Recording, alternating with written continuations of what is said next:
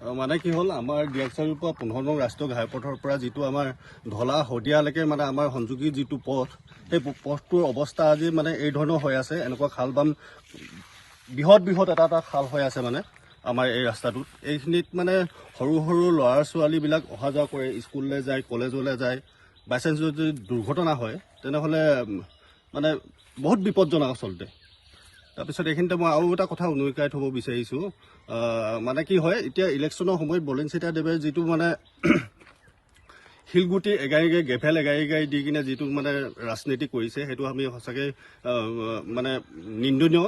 সেইটো আমি সঁচাকৈ হেৰি কৰিছোঁ। ক'ত দিছে শিল এগাই মানে আমাৰ ঘৰলৈ যোৱা যিটো পথ সেই পথটোত মানে শিল এগাই দিলে, গেভেল এগাই দিলে। তাৰপিছত আমি বহুত দিনৰ অপেক্ষাৰ কৰি থাকিলোঁ যদিও আজি পৰ্যন্ত তাৰমানে আমাৰ সেই শিলগায়ো সম্পূৰ্ণ কৰি নিদিলে। এগাই প্ৰতি বছৰে, যোৱা বছৰ পেলালে এগাই, তাৰপিছত এবাৰ মানে ইলেকশ্যনৰ সময়ত পেলাইছে এগাই। নিৰ্বাচন আহিলে নিৰ্বাচন আহিলে মানে এগাই শিল পেলাই মানে সিহঁতৰ মানে ৰাজনৈতিক কূটনীতিটো মানে উদঙাই থৈ যায় আমাৰ সাধাৰণ মানে জনতাখিনিক।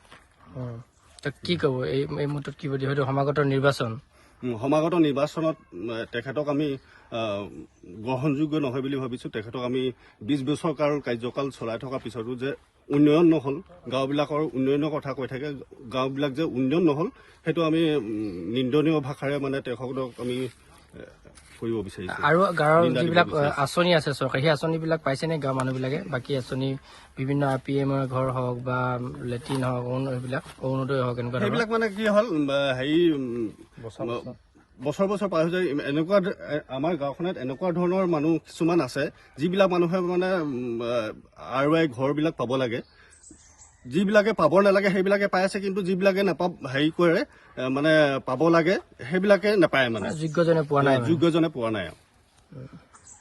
হয়, আমাৰ এতিয়া বৰ্তমান 81 নং বিধানসভা সমষ্টিৰ আমাৰ যিজন আমাৰ বৰ্তমানৰ বিধায়ক বলিন চিতিয়াদেৱ, তেখেতে আমাৰ আজি 20টা বছৰ কাৰ্যকাল খাই গ'ল। তেখেতৰ কাৰ্যকালত আমাৰ গাঁৱৰ কিছুমান পথ আমি সুচল হোৱা নেদেখিলোঁ। যি আজিৰ দিনত জগদীশ ভূঞাৰ MLA থাকোঁতে যিবিলাক পথ দি থৈ গৈছিলে সেইবিলাক পথ তেনেধৰণে আছে। আজি 20টা বছৰ তেখেত যিজন আমি আমাৰ প্ৰতিনিধি হিচাপে নিৰ্বাচন কৰি গ'লোঁ, তেখেতে তেখেতে কোনো কাম কৰা কোনো দৃষ্টিগোচৰ নহ'ল আজিলৈকে। আমাৰ সেই আপোনালোকে অলপ আগত এজনে কৈ গৈছে যিটো পথ, সেইটো পথ ইলেকশ্যনৰ দুদিনমানৰ আগত খান্দি মেলি এইটো বোকা কৰি তাত এগাই গেভেল পেলাই থৈ গ'ল। ঠিক তেনেকুৱা ধৰণৰ ৰাজনীতি আমাক নালাগে। আজি 20টা বছৰে যিখিনি কাম কৰিব পাৰে তেখেতে বনাওঁ বুলি ক'লে একেটা ৰাস্তাকে 5বাৰমান প্লাষ্টাৰ মাৰিব পাৰিলে হ'লে, যদি কৰোঁ বুলি কোৱা হ'লে। তেখেতৰ নিচিনা এজনক যে আমি যে ভোট দি বিজয় কৰি আছোঁ, এয়া আমাৰ কাৰণে গ্ৰহণযোগ্য নহয়। মানে আমি তেখেতক যিখিনি কাম দেখিছোঁ আজিৰ ডেটত BJP চৰকাৰখনে যিখিনি কাম কৰিছে, 8,000খন স্কুল বন্ধ কৰি আপোনাৰ 10,000খন মদৰ লাইচেঞ্চ দিছে, তেনেকুৱা এখন চৰকাৰক আমি যে কিবা এটা আমাৰ জনসাধাৰণৰ কাৰণে কাম কৰিব সেইটো আমি উপলব্ধি নকৰোঁ মানে। আৰু যিটো আমাৰ এইটো পথ দেখিছে, এইটো আমাৰ নেশ্যনেল হাইৱে 15 নং ৰাষ্ট্ৰীয় ঘাইপথৰ লগত জড়িত হৈ আপোনাৰ একদম এফালে মঠাইত উঠে আপুনি ঢলা শদিয়া ওলাব পাৰে। সেই তেনেকুৱা এটা পথ আজি গেভেল পেলাই গৈছে, এইটো ৰাস্তাই গৈ আছে। যদি এইটো ৰাস্তা আপোনালোকে দেখিছে, একদম ডাঙৰ এটা বৃহত্তৰ গাঁত, এই অৱস্থাত যদি আমাৰ ল'ৰা ছোৱালীবিলাকেও এইফালে অহা যোৱা কৰে, তেখেতে যিটো বৰষুণ দিয়া বতৰত আমাৰ কিছুমান ৰাতি আহি হ'লে বোলো এনেকুৱা এটা গাঁতত যায় কিবা দুৰ্ঘটনা নঘটিব, তাৰ কি মানে আছে? আজি ডেটত আমি কেইদিনমানৰ আগতে ইয়াতে বুঢ়া এজনে পৰি মেলি মুখখন দুখ পাই গৈছে। ঠিক তেনেকৈ এইবিলাক তেখেতৰ চকুত পৰিব লাগে। তেনেকৈ নপৰি মানে আমাৰ যিবিলাকৰ আঁচনি ৰূপায়ণ কৰিছে সেইবিলাক আঁচনিয়ে মানুহ উন্নয়ন মুখখন নেদেখে। ঠিক আমাৰ আঁচনি দিছে হয়, আমাক আঁচনি লাগিবই, আমাৰ পাবযোগ্য হয়।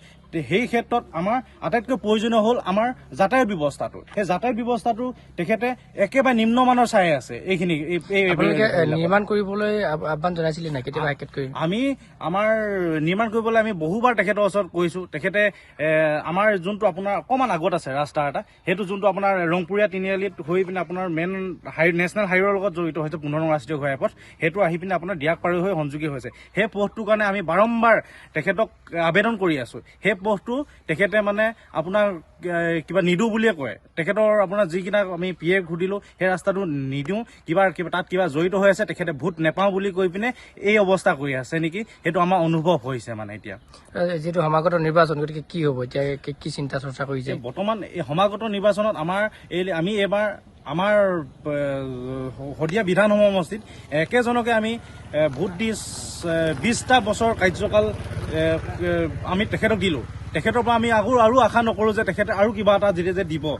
আজি 20টা বছৰে আমাক কাৰ্যকালত একো এটা নিদিলে, আৰু যে 5টা বছৰ কাৰ্যকাল হ'লে যে তেখেতৰ পৰা আমি কিবা এটা পাম আশা নকৰোঁ। সেইটো কাৰণে এইবাৰ আমি সকলো ৰাইজে, আমাৰ যিমান 7 নং 8 নঙৰ ৱাৰ্ডত যিমানখিনি মানুহ আছে বা আমাৰ মাইথং পঞ্চায়তত যিমানখিনি মানুহ আছে, আমি সকলোৱে এবাৰ তীব্ৰ ভাষাৰে গৰিহণা দিছোঁ যে এইবাৰ আমি বিজেপি চৰকাৰখনক আমি ভোট নিদি আমাৰ নতুন প্ৰজন্মৰ, আমাৰ যি ডেটত আজি বিজেপি চৰকাৰে জুবিনদাৰ ন্যায় দিব নোৱাৰিলে, যি হিমন্ত বিশ্ব শৰ্মাই কৈ থৈ গৈছিলে যে